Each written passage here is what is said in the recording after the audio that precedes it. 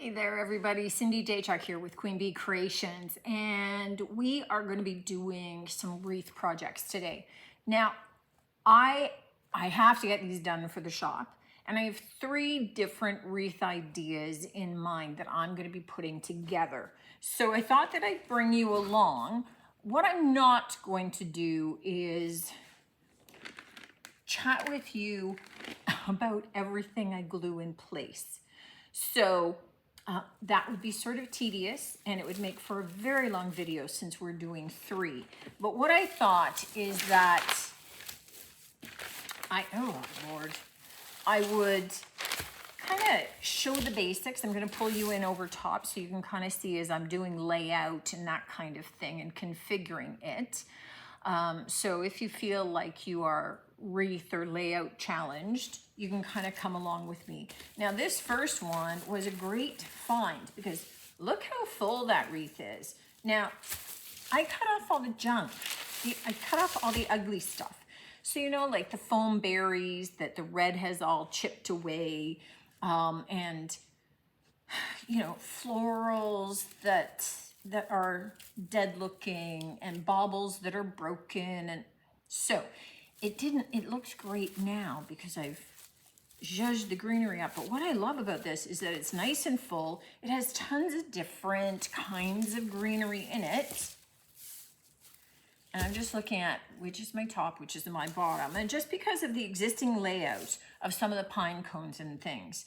Now, what we're gonna do is I'm gonna kind of roughly lay out some first elements and then get them attached, then bring you in for the next, that sort of thing, as we start to fill it out and see what else it needs.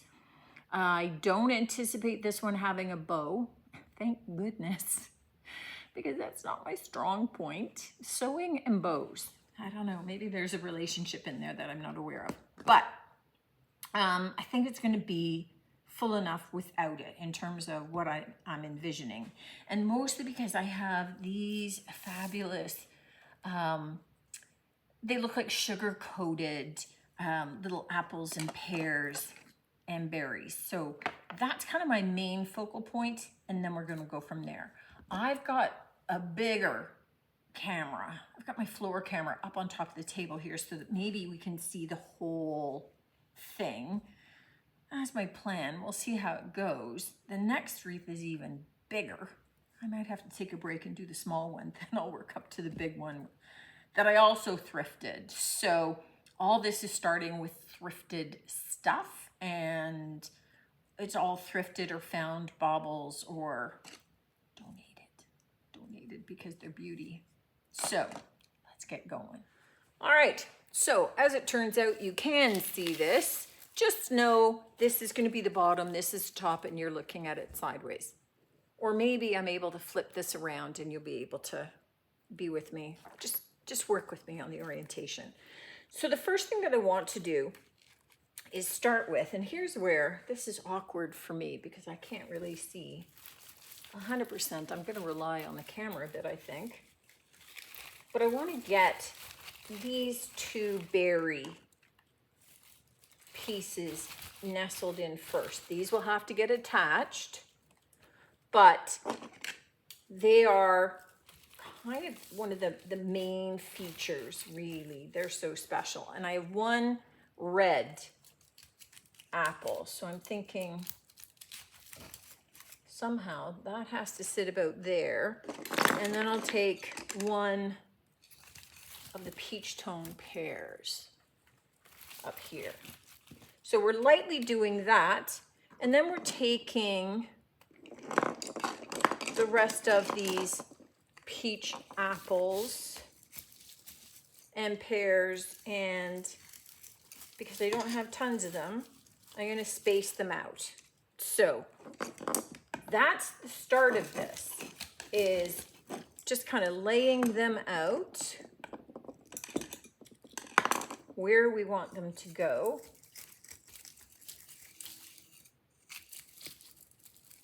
These are big, long sticks, but they're wires, so I'll be able to kind of get them in place. All right, So I'm just going to finish adjusting these. You get the idea that we're sort of staggering them. You can see them going out, in, out, in.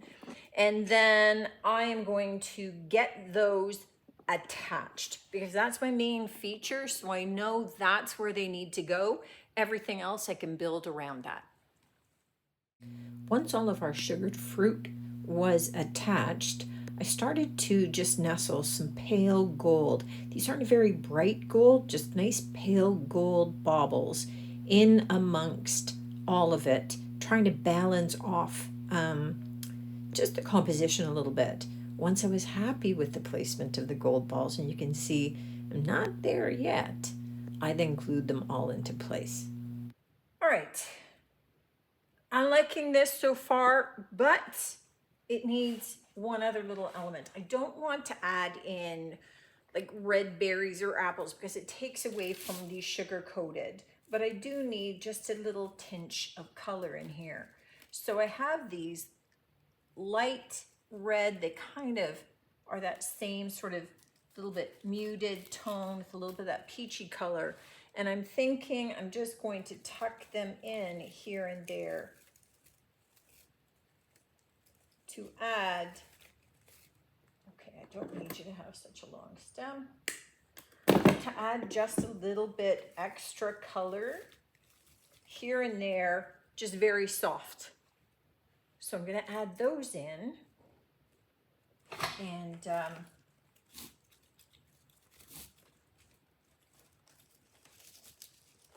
then take a look, and if I like it, I'm going to glue it in place. For the next little wreath that I have in mind, I really wanted, still have the stickers on, I really wanted a bird in it.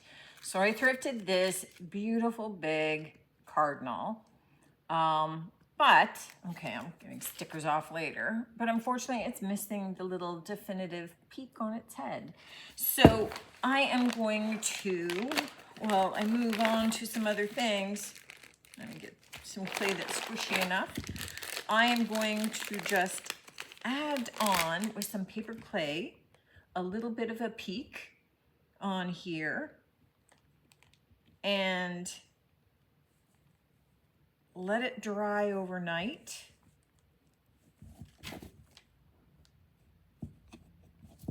So that I can then just kind of, I'm just kind of smoothing it out now, but then I will get it painted out. So if you notice, this has kind of got black flecks, so I will just paint it red and then add some black wax onto it, and then this little bird will be good to go. See? Nothing to it. Be good to go for when I need it. For this next wreath idea, what I did thrift was this candle holder. Now we're not putting the candle there. Remember our big Cardinal that we put aside to fix. So actually, this is him all fixed. Looks pretty good, right? So that's gonna be the Cardinal. Now what I also have is, I thrifted last year a big, tall, broken Christmas tree. And then I took it apart and I ditched the frame and I kept all of the branches so that I could use it this year in projects. I always end up with customers coming and I forget where I left off on things. So these, I will admit, they have like a really thick band here and they are brutal to try and cut. So they are bendable, however. And that's my thought, is that I could bend these up this way. And I took two branches that were from the same part of the tree. So they were at least roughly the same size. And I thought that would work. And the idea here is that I'm gonna wire them in place. Obviously, I'm not gluing this. So I do have some black floral wire that I have glasses on, that I have doubled over so that this first part of this, I can just loop and pull it. Just kind of, I'll make sure they roughly reach the same height there. And then I can continue to wrap this around. And what I will do is I will wire this down here a number of times. I'm going to wire it up to the main stem going up a number of times, and then I'll zhuzh it out so that I can see the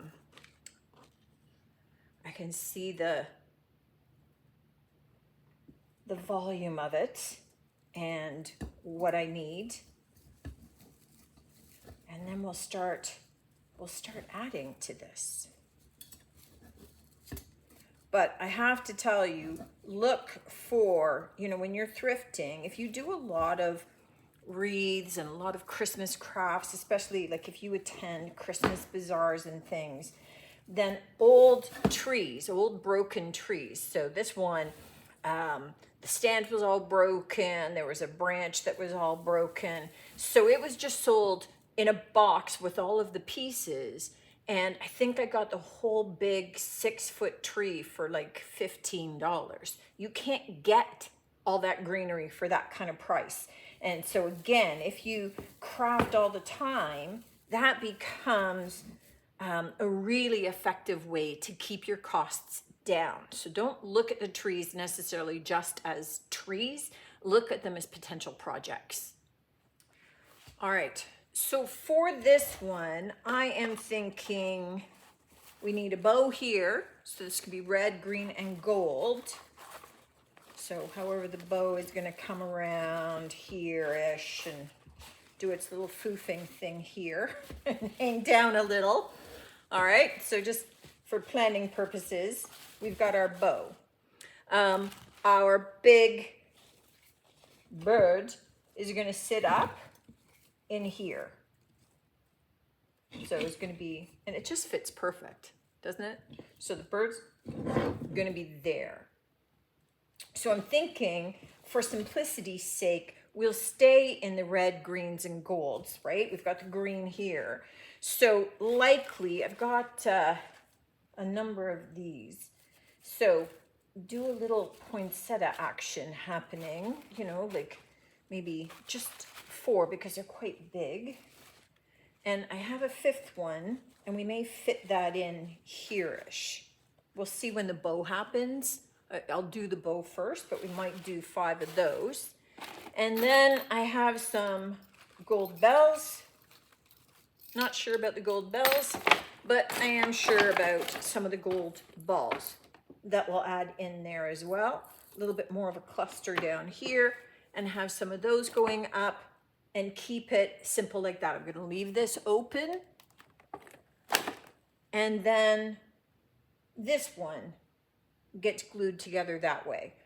But unlike usual, where maybe I do the bow last, I think I'm going to do the bow first, because then that's going to determine for me what else needs to go down around the bow.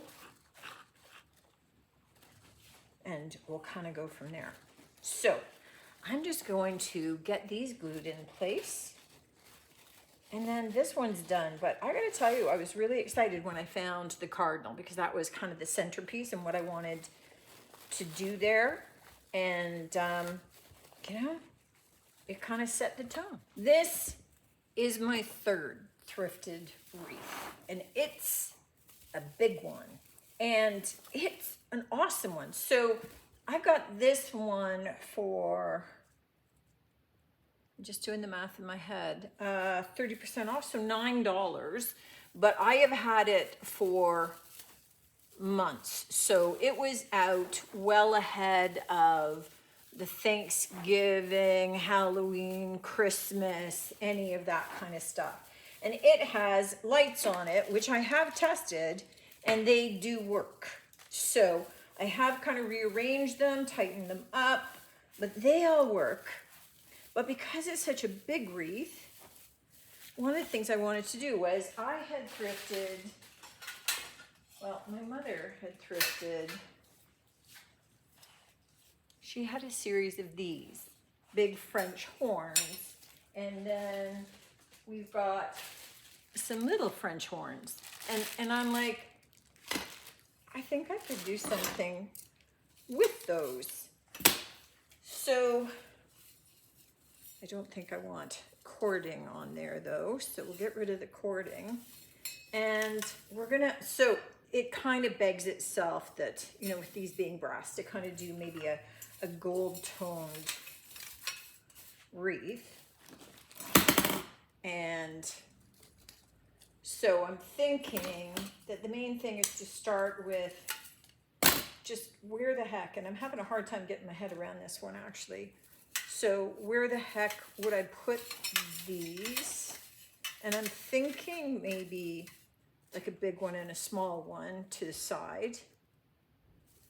And then I have 3 of the little tiny ones. And these are ancient because here in Canada, these have a white rose tag on them. So they have been in somebody's stash for a long time. Because that store hasn't existed for a while. So my thinking is we're just kind of going all gold. And I think it makes sense to start by adding my little ornaments. And because I only have 3 of these guys, just kind of interspace those. And then pull out a whack of gold balls in different sizes and stick them all over.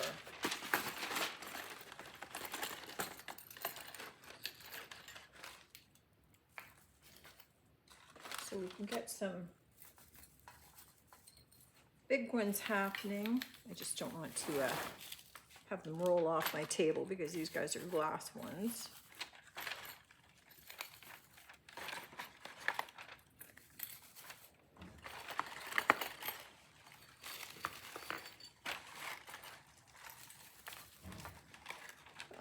And oops, I do have enough to put one down in there. Ish. Okay, so then that, all right, that's garbage. I'll pick up later. It's like, you know, just not enough time to do all that.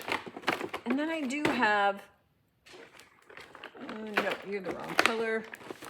I do have more of these guys and picking out the small gold. Now, still looking a little flat. All right, I'm thinking this becomes the new plan.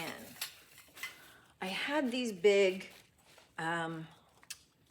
pink and cream poinsettias. They came on great big long picks. I thrifted them for, actually I paid a fair bit for these. So they were $12. Okay, it's not a lot really. That's a good price for them, but in the world of thrifting, it was a lot. But they were in great shape and I like the color and I like the fact that they're not red for this. So here's what I'm thinking, that we do those down the side. We kind of fit the horns in so that they're more toward the center-ish and laying up higher and kind of coming under and between some of these. And then I'm debating using another one actually. Or maybe this size, which is not quite the same. Having 2 of those and then some of the small ones. Might have this and then some of the small guys and then a bunch of gold balls. And as I climb up to take a look. I'm kind of thinking I'm going with this. Just, it's gonna be very different for me, that's for sure.